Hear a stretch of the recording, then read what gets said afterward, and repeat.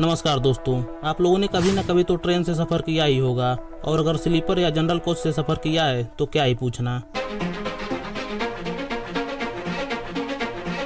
भारत में रेलवे का जनक लॉर्ड डलहौजी को माना जाता है, जो कि एक ब्रिटिश गवर्नर था और पहली बार भारत में यात्री ट्रेन 16 अप्रैल 1853 को मुंबई में बोरी बंदर से ठाणे के बीच चलाई गई थी, जिसमें 3 इंजन, 14 डिब्बे और लगभग 400 यात्री सवार थे। समय गुजरता गया और आज 173 साल बाद भारत दुनिया का चौथा सबसे बड़ा 68,000 किलोमीटर का रेल नेटवर्क है, जो कि अमेरिका, चीन और रूस के बाद आता है। ये तो हो गई बाहरी जानकारी। अब थोड़ी अंदर की जानकारी लेते हैं। आज के समय में ट्रेन से सबसे ज्यादा सफर उत्तर भारत के लोग करते हैं और उसमें भी यूपी, बिहार और बंगाल के लोग शामिल हैं, जो कि काम की तलाश में बड़े बड़े शहरों जैसे दिल्ली, मुंबई, गुजरात, कर्नाटक में जाते हैं। और जाते समय जो सबसे बड़ी चुनौती होती है वो ट्रेवल्स की, कि पहुंचे कैसे। तो यहाँ पर भी 3 ऑप्शन मिलते हैं, बस, ट्रेन और प्लेन। और यहाँ पर भी प्लेन का तो कोई चांस ही नहीं बनता, क्योंकि 10-12 हजार महीने की दिहाड़ी करने वाला मजदूर 8-10 हजार की प्लेन टिकट कहाँ से कराएगा। तो बचते हैं 2 ऑप्शन, ट्रेन और बस। और यहाँ पर भी गवर्नमेंट बस तो इतनी दूर चलती नहीं है और प्राइवेट बस वालों पर तो कोई रेगुलेशन है नहीं।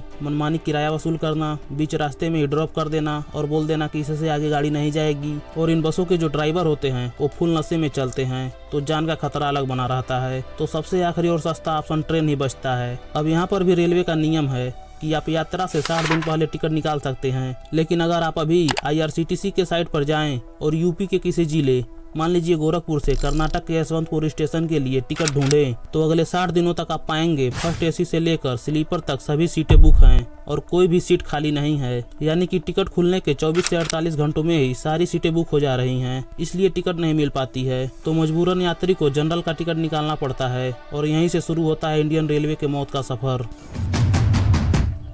एक यात्री ट्रेन में 12 से 24 कोच होते हैं, जिसमें से 1 coach first AC, 2 coach second AC, 9 coach third AC और 4 कोच स्लीपर, 2 कोच सामान और लगेज और 4 कोच जनरल का होता है, जिसमें 2 कोच आगे और 2 कोच पीछे लगा होता है। अलग अलग ट्रेन के लिए कोच की स्थिति बदल सकती है। अब जनरल कोच में बैठने के लिए 90 से 100 सीटें होती हैं, लेकिन उसमें 400 से 600 लोग सफ़र करते हैं। अब जिन लोगों ने कभी जनरल कोच में सफ़र नहीं किया होगा उन्हें मेरी बातों पर यकीन नहीं होगा, लेकिन जिन लोगों ने जनरल कोच में सफ़र किया होगा वो मेरी बातों से एग्री करेंगे। हालत इतनी बुरी हो जाती है कि लोग ठीक से खड़े भी नहीं हो पाते हैं। कुछ लोग जिन्हें अंदर की सीटें मिल जाती हैं उन्हें तो थोड़ा राहत रहता है, लेकिन ये जो बीच के गलियारे में रहते हैं उन्हें तो नीचे बैठने तक का भी जगह नहीं मिलता। एक यात्री थोड़ी देर के लिए नीचे बैठ भी जाए तो लोग उसके ऊपर चढ़ जाते हैं। हालत इतनी बुरी हो जाती है कि 3 दिन के रास्ते में कई लोग तो लैट्रिन पेशाब भी नहीं कर पाते, क्योंकि उसमें भी लोग भरे पड़े रहते हैं। अब जो लोग गेट के पास रहते हैं वो लोग तो जब ट्रेन रुकती है तो उतर के कहीं साइड में हल्के हो लेते हैं, और जो लोग किसी खाली बाथरूम के पास रहते हैं वे लोग भी हल्के हो जाते हैं, क्योंकि एक कोच में 4 बाथरूम होते हैं, 2 आगे की साइड और 2 पीछे की साइड। हर जनरल कोच में एक बाथरूम तो जाम पड़ा रहता है, पूरा पानी और गंदगी भरा रहता है। 1-2 बाथरूम तो लोगों से ही भरा पड़ा रहता है, मुश्किल से एक आध खाली रहता है। तो कुछ लोग जो उसके पास होते हैं उन्हें दिक्कत नहीं होती है। उसमें भी कुछ लोग जो बीच की साइड से वहां तक जाते हैं वे एक दूसरे के ऊपर से किसी के पैर पर पैर रखकर किसी के जांघों पर चढ़ कर जाते हैं, और आते टाइम पूरा गंदगी का पानी पैरों में लगाकर पूरे गलियारे में बैठे लोगों के शरीर में रगड़ते हुए जाते हैं। किसी किसी बड़े स्टेशन पर जब ट्रेन रुकती है तो इतने ज्यादा लोग चढ़ जाते हैं कि ठीक से सांस लेने में भी दिक्कत होती है। पूरा भगदड़ जैसा माहौल हो जाता है,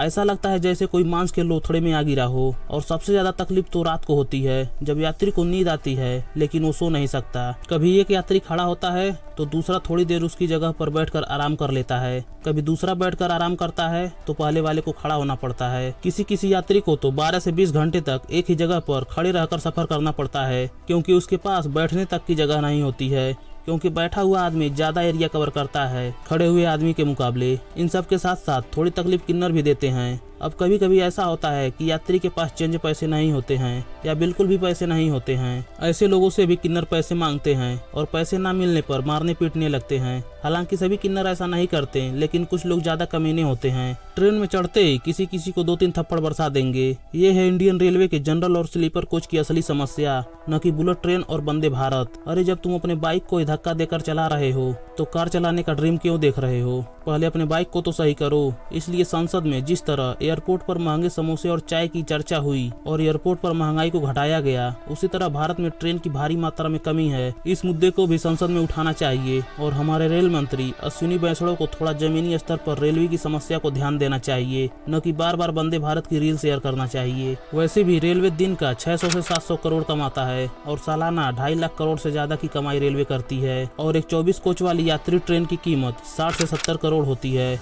जो कि रेलवे की कमाई के आगे कुछ भी नहीं है।